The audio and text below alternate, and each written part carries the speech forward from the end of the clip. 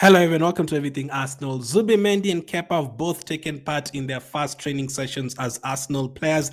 Really happy to see them there. Obviously, we've been talking about all the other signings that we need, but it's great to have Zubimendi and Kepa there as early as possible. Zubimendi is definitely going to be starting games for us next season, so we need him to be at the top of his game right away. He's going to be replacing Partey Jorginho in that position. I'm sure he's going to be in the starting lineup against Man United, so there's no time to waste at all. Great to see him there.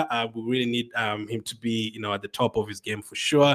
And luckily, he does have some Spanish connection there to help him adapt to Arsenal, including Mikel Merino, obviously the manager, the goalkeeping coach, and the goalkeeper. There's so many Spanish we have a big Spanish contingent at Arsenal, so hopefully does recover. And luckily, he does speak a bit of English too. He's been learning, so he's been expecting a move to England very quickly. Now, very important to get a player like this into the team right away. A position like that is very crucial, so you cannot sign someone like a Zubimendi in August and just expect him to come right back right into the team and start playing. And 55 million for him, that is a lot of money. And he's a player who's been chased by Real Madrid. He's been chased by Liverpool. So hopefully we do have the last laugh. Then you're like, yeah, we got the best player we could in that position to replace the players that we've had there. So it's big. I'm happy to see him training at Arsenal, and I cannot wait to see him get started. A big campaign for him. He's going to bring a lot.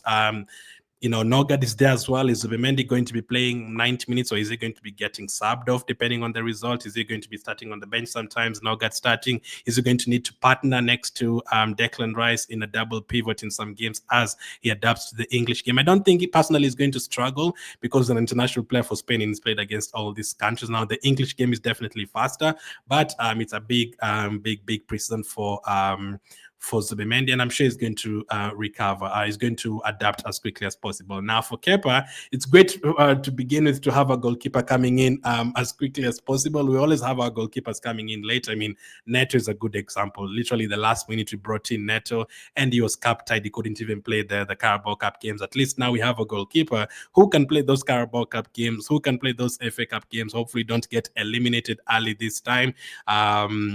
It's definitely going to play more games than Neto. Neto only played one game last year, so I'm sure he's going to be our cup keeper at Carabao Cup and FA Cup, and maybe you're going to use him in a few Champions League games here and there, although I'd expect Raya to play in 99% of the Premier League games and 99% of the Premier League and the Champions League games, but hopefully does stay fit, right? Obviously, but if for any reason is not available, hopefully Kepa turns out to be a good backup goalkeeper for us. We've really struggled in terms of the backup goalkeeper. We're always changing things around. It's Matt Turner one season, it's Matt Ryan the other season, it's now Kepa this season. We've been changing that backup goalkeeper. We've been changing our goalkeepers a lot, whether it's the first choice goalkeeper or the backup goalkeeper. I don't think we've had a settled option or two options for even a couple of seasons in a row. We've really struggled in terms of that. So great to see the both of them there. Gabriel Heinz is also a new name at Arsenal. Is going to be the assistant coach to Arteta and Albert. So both hopefully it does work out for us. Hopefully he does bring does help Arteta in terms of getting over the line. So looking forward to preseason. Those are not the only signings that you're going to make. Nogard is probably going to take part in training maybe on Friday or Saturday after getting announced. Now we've made a bid for Madueke. He's probably going to be part of this next week. I don't even know how it's going to work because he's coming back from the Club World Cup.